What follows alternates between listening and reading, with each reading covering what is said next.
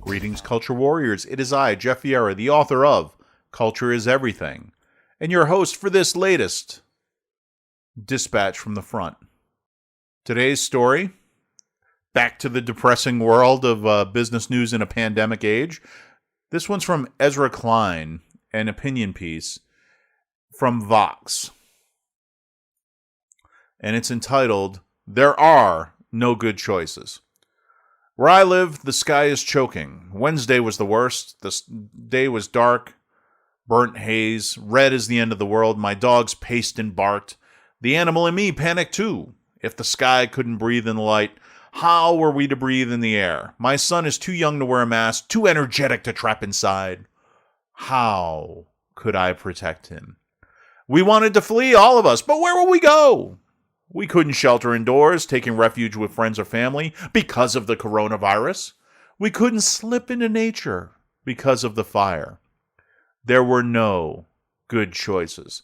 This is the era of no good choices. Take schooling, for example. Keeping children home robs them of education and socialization. It scars their futures, steals their joys. It makes it impossible for parents to work or even to rest. But sending them to school endangers their health and that of their teachers and their families. The argument is so heated because the choices are all bad, at least by the standards of the lives we used to lead.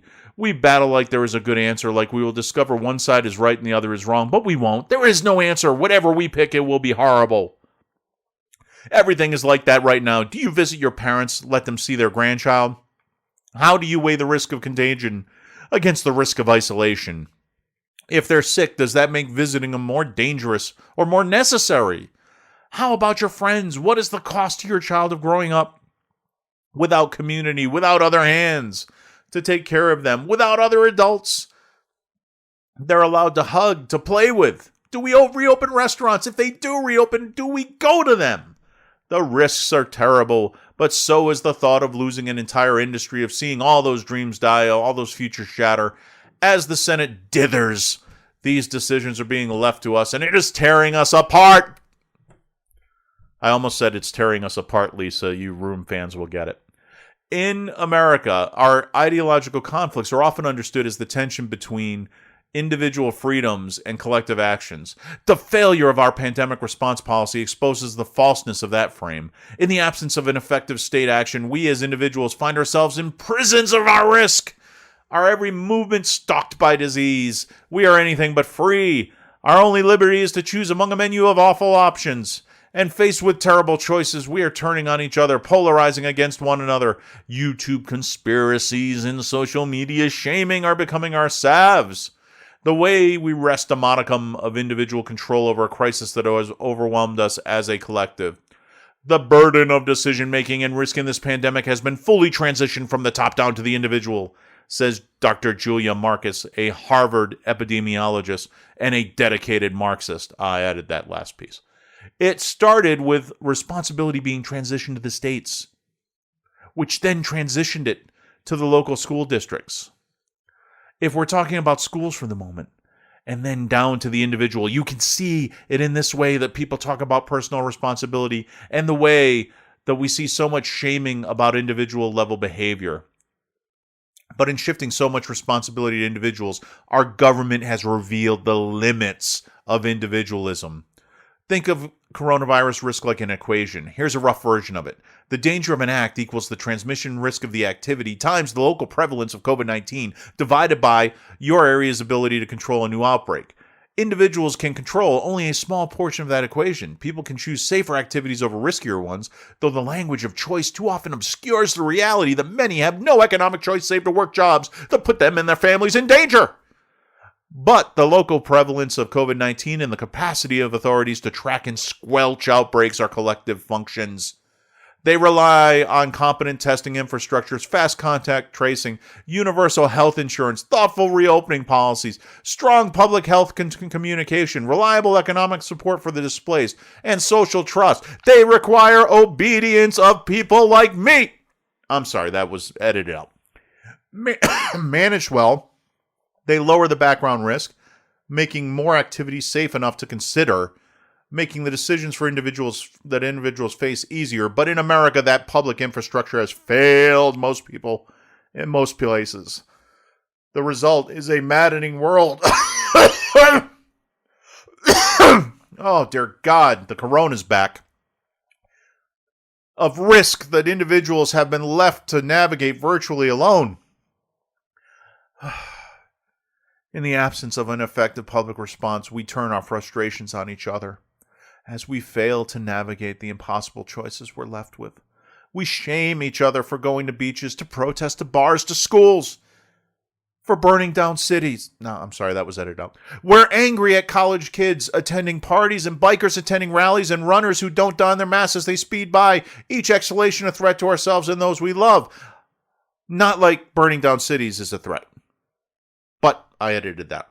The way that we get control of fear, which is driven by this sense of uncertainty, is we put the locus of control on individuals because then we can be angry at people, says Marcus. Like everyone else, I have my views on which activities should be sanctioned and which should be shunned. But I also have my lapses, my compromises, my trade-offs. We all do. And as the pandemic wears on, those differences sharpen, cutting into even loving bonds. I know families being torn apart, Lisa. And friendships and relationships fraying over differing views of risk and reward. Politics, too, is tipping into a darker, more dangerous place with President Trump preemptively undermining the election with millions out of work and furious at those they see as causing or dismissing their pain. There are dozens of ways the government could make it easier for individuals to make safe choices, ranging from effective policies to control the spread of the virus, to a renewed economic support package that would allow people to protect their health without sacrificing their livelihoods. This is how other countries are responding to the crisis, and it is working. But Trump has refused to put forward, much less to follow, a plan to suppress the virus, and congressional Republicans have insisted on withdrawing support from the labor market in a bid to force workers to return to their jobs. In that way, the impossible choices being forced on Americans are a policy decision being made by their elected leaders. The closest thing the GOP has to an actual policy to suppress the virus was articulated by Vice President Mike Pence at the Republican National Convention. Boo hiss. America is a nation of miracles, he said, and I'm proud to report that we are on track to have the world's first safe, effective coronavirus vaccine by the end of this year. But even if that's true, and that remains a big if, it does not mean the crisis will end or that our former lives will resume in the fall.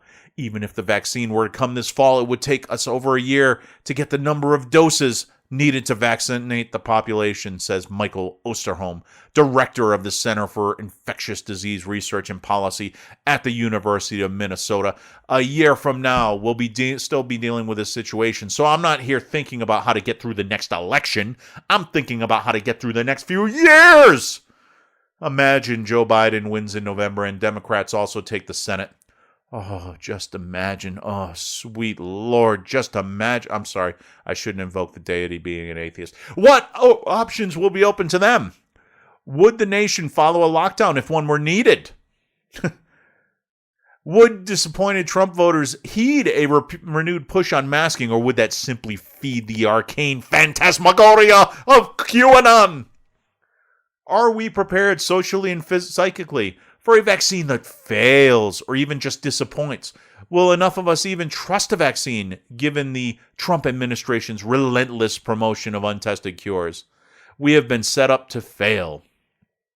All right, he goes on and on and on, and frankly, I'm destroying my voice trying to inject the energy with which Ezra Klein wrote this. Ezra Klein, if you remember, was part of a conspiracy that was confirmed. It was called Journalist.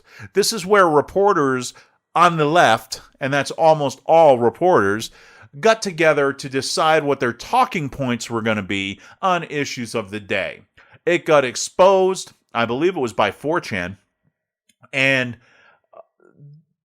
a lot of these guys, like cockroaches when the lights come on, scurried to hide from what they had done, which goes against any sort of journalistic ethics. So you get an idea for what the Pajama Boy thinking is with regard to this.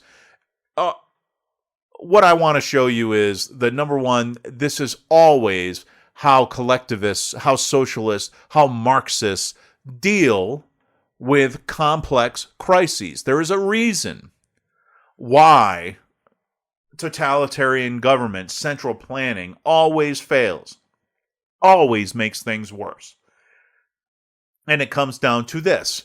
They have no capacity to make good choices regarding preferences. So you have trade-offs in anything you do. When you're in the government sphere, for example, government can only spend money that it first steals from productive people. That's where taxes come from. That's where printing money comes from. So when he says, "Oh, well, we could simply, take away their pain by providing for them while we're locked down." No, we're not. All we're doing is robbing from the future. When you print more money, which is what in effect we're doing, inflation goes up. What happens as inflation rises? And if you've been to a grocery store, my friends, regardless of what the Fed says, you have seen the impact of inflation. When you go to that grocery store and now you're paying $8 for a couple of pounds of ground beef, what happens? Well, your money's worth less. The buying power is less. That means what you've managed to scrimp and save is worth less. That means the money that you're given El Fribo Grande by the government is worth less because it buys less. And that's all money exists to do. So the notion that you're getting it for free is absolute nonsense. All you are doing is robbing your children, robbing your grandchildren, because inflation robs their future. Salaries do not go up as a general rule in agreement with or excess of inflation, except in government, because jerks like Ezra Klein have managed to carve out for themselves a space in a $15 trillion economy where they can sit around and hem and haw and come up with absolutely nothing of any value to anyone except their therapist and get paid for it and be paid in a way that is protected from the very inflation that they cause. It was something when, during the financial crisis of 2008, 2009, while I was at Bank of America, I saw a graph which absolutely floored me. The bank had come up with a way to zip code by zip code assess prosperity. And the way they did this was from an index that was tied to the purchase of luxury automobiles. Because luxury automobiles is one of those things that people tend to only buy when times are good. So if you want a good proxy for how things are going, take a look at your Maserati dealership and see how they're doing. Out of the entirety of the United States of America, after that financial crisis hit in 2008, we only found one zip code where we were positive for that kind of luxury. And do you know where it was? If you guessed Washington, D.C., my friends, you were absolutely right. That Georgetown bubble is not affected by any of this nonsense because they've effectively walled it off. So if you're in the ruling class, and Ezra Klein, rest assured, is deeply embedded within the ruling class, he is so much of a swamp creature that if this was the Everglades, he'd be one of those guys capturing alligators out of a skiff in a fan boat. Ezra Klein lives in that bubble. And when Ezra Klein, sitting in that bubble, says there are no good choices, my friend, that means that choice has returned to the United States of America. Because those are the kind of people we want to have no good choices. We want them to have to decide between going out and getting a job where you have to work and produce value rather than continue to glom off of the labor of others. We want them to have to choose between their love of socialism, their love of communism, their love of power, and their ability to maintain a job at all. Because the rest of America views Venezuela as a colossal failure. We do not want to be China with its Laogai camps where they rip organs out of political prisoners in order to sell them to people who need organ transplants. We don't want to be the Soviet Union which is still admired to this day by people like Ezra Klein, despite the fact that they've left a mountain of corpses behind them in Eastern Europe and in Russia. Don't want to be that. So the fact that Ezra Klein is having a bad day makes my day better. Thank you and have a great day.